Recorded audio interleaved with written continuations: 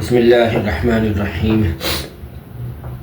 حضرت نوح علیہ السلام، اللہ تعالیٰ کو انسانوں کی ان نازیبا حرکتوں پر بہت غصہ آیا کہ وہ میری ہی زمین پر چلتے ہیں، میرا ہی دیا ہوا رزق کھاتے ہیں اور میری ہی نافرمانی کرتے ہیں۔ اللہ نے چاہا کہ ان کے پاس ایک ایسا رسول بھیجے جو ان کو سمجھائے اور بری بھلی باتوں سے آگاہ کرے، لہٰذا اللہ تعالیٰ نے اسی قوم کے ایک شخص حضرت نوح علیہ السلام کو، جو بہت نیک، بڑے سمجھدار اور رحم دل تھے، نبوت کے عظیم الشان منصب کے لیے منتخب فرمایا۔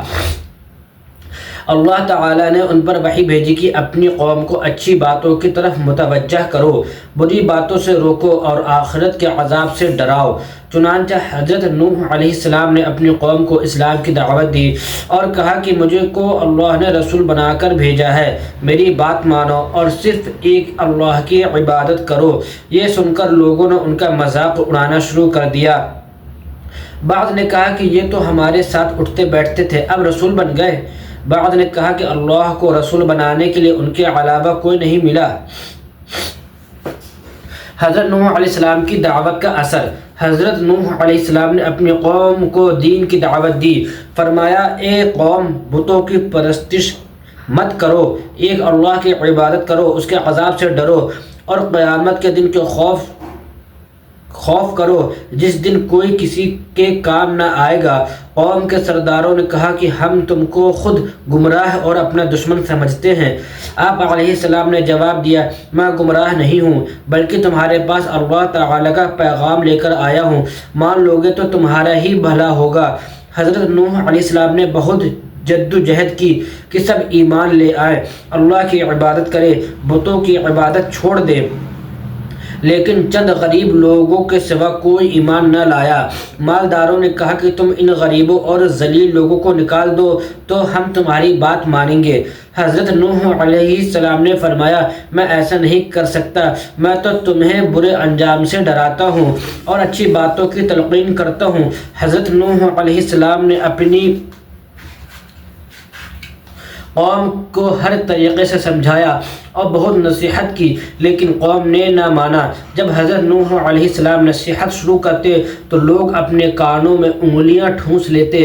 حضرت نوح علیہ السلام نے بہت کوشش کی اور 950 برس تک سمجھاتے رہے اور اسلام کی دعوت دیتے رہے اور انہیں اللہ کے غیظ و غضب سے ڈراتے اور عذاب کی دھمکیاں دیتے رہے، لیکن قوم نے کسی طرح سے ایمان قبول نہیں کیا۔ کہنے لگے کہ جس عذاب سے تم ہمیں ڈراتے ہو، اگر تم سچے ہو تو وہ عذاب لے آؤ۔ حضرت نوح علیہ السلام کو یہ سن کر بہت غصہ آیا اور انہوں نے اللہ سے دعا کی کہ اے اللہ، ان پر ایسا عذاب نازل فرما کہ ان میں سے ایک بھی کافر زندہ نہ بچے۔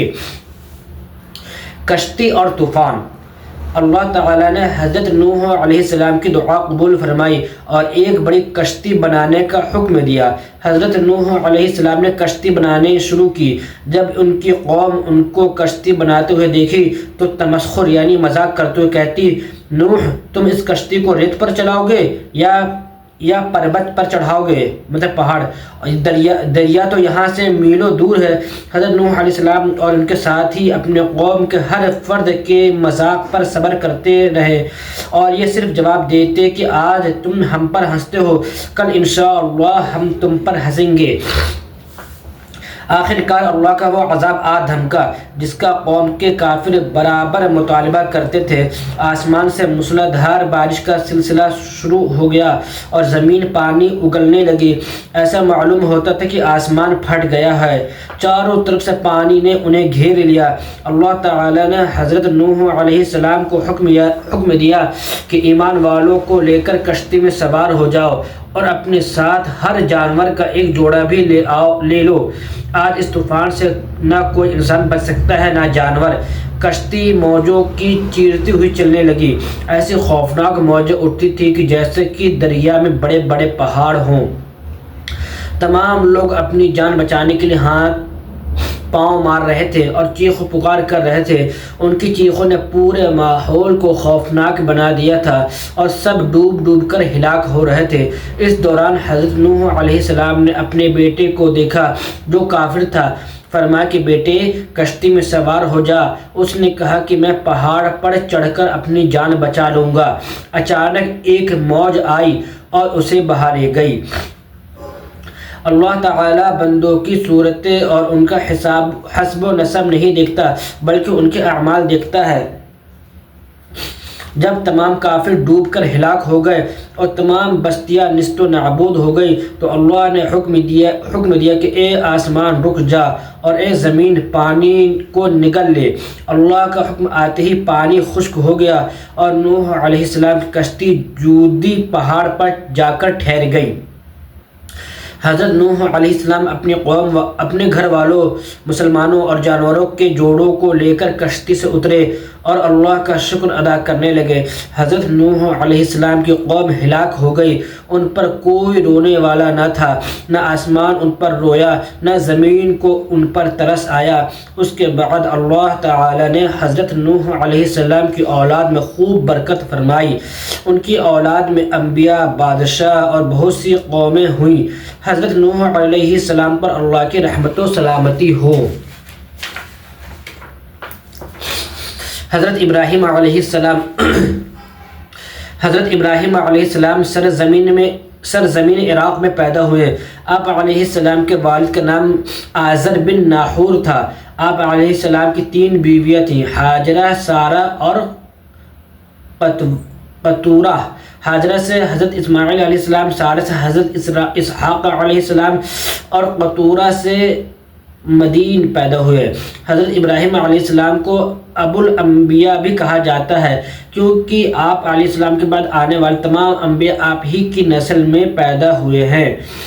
حضرت ابراہیم علیہ السلام ایسی قوم میں نبی بنا کر بھیجے گئے جس میں شرک کا بول بالا تھا اور ان کا گھر بت پرستی کا مرکز بنا ہوا تھا۔ آپ علیہ السلام کے والد آزر اپنے ہاتھوں سے بتوں کو تراشتے، اس کی تجارت کرتے اور اس کی بندگی کیا کرتے تھے۔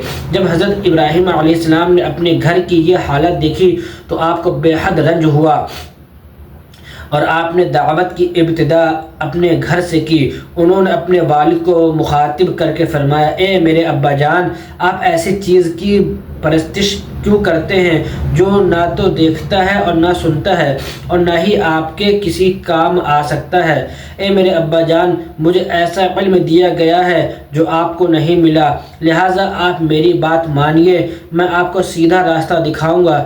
اے میرے ابا جان، مجھے اندیشہ ہے کہ کہیں آپ پر خدا کا عذاب نہ آ جائے اور پھر شیطان کے ساتھی ہو جائیں۔ حضرت ابراہیم علیہ السلام کی دعوت کا باپ پر کوئی اثر نہ ہوا اور اس نے کہا، اے ابراہیم، تو اپنی اس حرکت سے باز آ جا ورنہ میں تجھ کو سنگسار کر دوں گا۔ حضرت ابراہیم علیہ السلام کا قوم کو دعوت دینا۔ حضرت ابراہیم علیہ السلام نے اپنے باپ کو دعوت دینے کے بعد قوم کو دعوت دی۔ ایک دن ان سے پوچھا، تم کس کی عبادت کرتے ہو؟ قوم نے کہا کہ ہم بتوں کو پوجتے ہیں اور سارا دن انہی کے پاس لگے بیٹھے رہتے ہیں۔ حضرت ابراہیم علیہ السلام نے ان سے پوچھا کہ جب تم انہیں پکارتے ہو تو کیا وہ تمہاری پکار کو سنتے ہیں یا تمہارا کچھ برا بھلا کرتے ہیں؟ بولے نہیں، بلکہ ہم نے اپنے باپ دادا کو ایسے ہی کرتے دیکھا ہے۔ یہ سن کر حضرت ابراہیم علیہ السلام نے بتوں کو چیلنج کیا اور کہا کہ جس کی تم اور تمہارے باپ دادا پوجا کرتے ہیں ان سب سے میرا اعلان جنگ ہے۔ اگر وہ میرا کچھ بگاڑ سکتے ہیں تو بگاڑ لے، میں تو سارے جہاں کے رب کی عبادت کرتا ہوں، وہی مجھے کھلاتا اور پلاتا ہے اور جب میں بیمار ہو جاتا ہوں تو وہی شفا بھی دیتا ہے۔ مجھے امید ہے کہ میرا رب قیامت کے دن مجھے معاف کر دے گا۔ حضرت ابراہیم علیہ السلام کا بادشاہ وقت کو دعوت دینا۔ حضرت ابراہیم علیہ السلام کے زمانے میں نمرود نامی ایک بادشاہ تھا جو حد درجہ مغرور اور ظالم تھا۔ لوگوں کو حکم دیتا کہ مجھے سجدہ کرو اور مجھ سے اپنی مرادیں مانگو۔ جب اسے معلوم ہوا کہ ابراہیم علیہ السلام توحید کی دعوت دیتے ہیں تو وہ آگ بگولا ہو گیا۔ حضرت ابراہیم علیہ السلام کو اپنے دربار میں بلا کر پوچھا کہ تمہارا رب کون ہے؟ ابراہیم علیہ السلام نے جواب دیا، میرا رب اللہ ہے۔ اس نے پوچھا کہ اللہ کون ہے؟ آپ علیہ السلام نے جواب دیا، اللہ وہ ہے جو مارتا اور جلاتا ہے۔ اس نے کہا کہ یہ کام تو میں بھی کرتا ہوں۔ اس نے 2 مجرموں کو بلایا، ایک کو قتل کر دیا اور دوسرے کو آزاد کر دیا۔ حضرت ابراہیم علیہ السلام نے کہا، میرا رب سورج کو مشرق سے نکالتا ہے، اگر تم اپنے آپ کو خدا سمجھتے ہو تو مغرب سے نکال کر دکھا دو۔ بادشاہ یہ سن کر ششدر رہ گیا، ہکا بکا، اور اس سے کوئی جواب نہ بن پڑا، لیکن ایمان نہیں لایا۔ حضرت ابراہیم علیہ السلام کا بتوں کو توڑنا۔ حضرت ابراہیم علیہ السلام نے اپنی قوم کو مختلف انداز سے سمجھانے اور بت پرستی سے باز رکھنے کی کوشش کی۔ ایک دن ان کی قوم کا ایک مذہبی میلہ لگا۔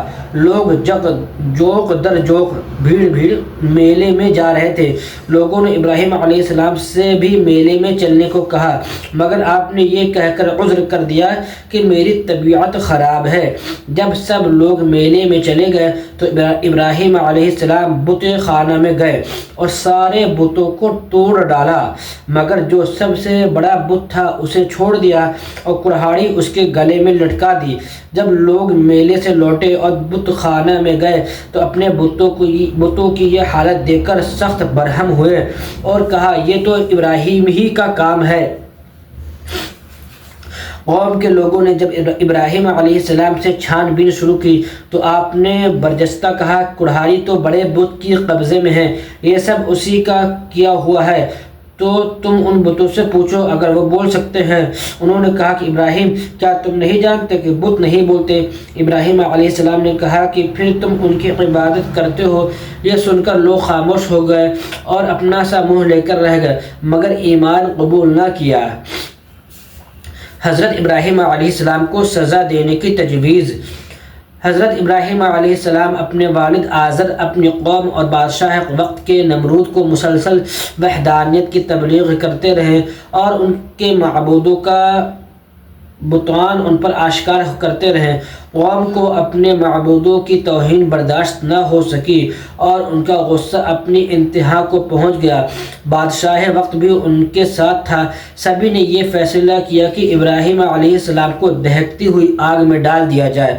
لہٰذا آگ بھڑکائی گئی اور جب اس کے شعلے بھڑک اٹھے اور اس کی لوئیں آسمان کو چھونے لگیں تو ابراہیم علیہ السلام کو اس میں پھینک دیا گیا، اور لوگ مطمئن ہو گئے کہ اب تو ابراہیم علیہ السلام جل کر خاک ہو جائیں گے۔ مگر رب العالمین کی مدد اور اس کی زبردست طاقت کے سامنے ان کم عقلوں کی تدبیریں کہاں چل سکتی تھی۔ اسی وقت اللہ تعالیٰ کا غیبی نظام حرکت میں آیا۔ آگ کو حکم دیا، یا نار کونی بردا وسلام علی ابراہیم، اے آگ تو ابراہیم کے لیے ٹھنڈی ہو جا اور سلامتی والی بن جا۔ چنانچہ آگ ابراہیم علیہ السلام کے لیے ٹھنڈی ہو گئی۔ حضرت ابراہیم علیہ السلام کی ہجرت۔ حضرت ابراہیم علیہ السلام اپنی قوم کی ہدایت کے لیے حد درجہ بے چین تھے، مگر ان کی بیوی حضرت سارہ علیہ السلام اور بھتیجے حضرت لوط علیہ السلام کے علاوہ کوئی بھی ایمان نہ لایا، بلکہ قوم نے آپ کو جلانے کا فیصلہ کیا اور دہکتی ہوئی آگ میں ڈال دیا۔ مگر جب اللہ تعالیٰ نے آگ کو آپ کے لیے ٹھنڈی کر دیا اور آپ آگ سے باہر آئے تو اپنے وطن عراق سے ہجرت کا ارادہ کر لیا۔ ہجرت کے دوران جب حضرت ابراہیم علیہ السلام کا گزر مصر سے ہوا تو وہاں کے بادشاہ نے حضرت ابراہیم علیہ السلام کے نکاح میں اپنی بیٹی حضرت ہاجرہ کو دیا، جو اس زمانے کے رسم و رواج کے اعتبار سے پہلی اور بڑی بیوی حضرت سارہ علیہ السلام کی خدمت گزار قرار پائیں۔ حضرت ہاجرہ علیہ السلام کو ایک بیٹا ہوا جس کا نام اسماعیل رکھا گیا۔ حضرت ابراہیم علیہ السلام اپنے بیٹے حضرت اسماعیل علیہ السلام سے بہت محبت کرتے تھے۔ زمزم کا کنواں۔ حضرت ابراہیم علیہ السلام اپنے ننھے بیٹے اسماعیل علیہ السلام اور بیوی حضرت ہاجرہ علیہ السلام کو اللہ کے حکم سے ایسی جگہ چھوڑ آئے جہاں آج خانہ کعبہ ہے جو اس وقت غیر آباد اور ویران تھا اور پانی کا دور دور تک نشان نہ تھا۔ حضرت ابراہیم علیہ السلام چلتے وقت چمڑے کی تھیلی جس میں پانی بھرا ہوا تھا اور ایک تھیلی کھجور ان کو دے گئے۔ چند دنوں میں یہ پانی اور کھجور ختم ہو گیا۔ بچہ بھوک اور پیاس سے بلبلانے لگا اور ایڑیاں زمین پر رگڑنے لگا۔ ماں سے یہ حالت دیکھی نہ گئی۔ وہ کبھی صفا پہاڑ پر جاتی تو کبھی مروہ پر تاکہ کوئی انسان یا پانی کا نشان مل جائے، مگر جب انہیں وہاں کچھ نظر نہ آتا تو بچے کی محبت میں دوڑ کر بچے کے پاس آ جاتی۔ اس طرح انہوں نے 7 مرتبہ کیا۔ یکایک انہیں اللہ کا فرشتہ جبرائیل علیہ السلام دکھائی دیا۔ اس نے اپنا پر زمین پر مارا جس سے پانی ابلنے لگا۔ حضرت ہاجرہ علیہ السلام نے اس چشمے کا پانی پیا اور حضرت اسماعیل علیہ السلام کو بھی پلایا۔ یہی وہ چشمہ ہے جو زمزم کے نام سے مشہور ہے۔ تاریخ انسانی کی عظیم قربانی۔ اللہ تبارک و تعالی نے حضرت ابراہیم علیہ السلام کو بہت سی آزمائشوں سے گزارا۔ ان میں سے ایک یہ ہے کہ دن رات کی دعاؤں کے بعد بڑھاپے میں جب ایک بیٹا دیا اور وہ چلنے پھرنے لگا تو خواب کے ذریعہ حکم آیا، اے ابراہیم اپنے اکلوتے بیٹے کو میری رضا کے لیے ذبح کر دو۔ حضرت ابراہیم علیہ السلام نے بیٹے سے اللہ تعالیٰ کے اس حکم کا تذکرہ کیا۔ حضرت اسماعیل علیہ السلام نے کہا، ابا جان، جس بات کا اللہ تعالیٰ نے آپ کو حکم دیا ہے اسے جلد پورا کر دیجئے، انشاءاللہ آپ مجھ کو صبر کرنے والا پائیں گے۔ دونوں باپ بیٹے اللہ کا حکم پورا کرنے کے لیے کعبہ سے دور منی کے قربان گاہ پہنچے۔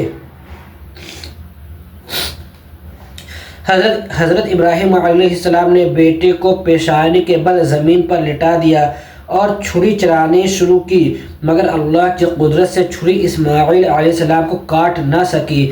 غیب سے ندا آئی، اے ابراہیم بس کرو، تم نے خواب سچ کر دکھایا اور ہمارا حکم پورا کر دیا۔ حضرت ابراہیم علیہ السلام نے نگاہ اٹھائی تو دیکھا کہ حضرت جبرائیل علیہ السلام مینڈھا لے کر کھڑے ہیں۔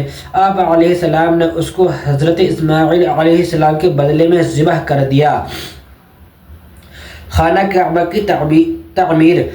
حضرت ابراہیم علیہ السلام کے زمانے میں دنیا کے مختلف حصوں میں بتوں اور ستاروں کی عبادت کے لیے بڑے بڑے ہیکل اور مندر موجود تھے، مگر اللہ کا کوئی گھر نہ تھا جس میں اس کی عبادت کی جائے۔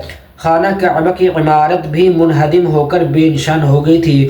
اللہ تبارک و تعالی نے حضرت ابراہیم علیہ السلام کو دوبارہ اس کی تعمیر کا حکم دیا۔ آپ علیہ السلام مکہ تشریف لائے اور حضرت اسماعیل علیہ السلام کے ساتھ مل کر خانہ کعبہ کی تعمیر شروع کی۔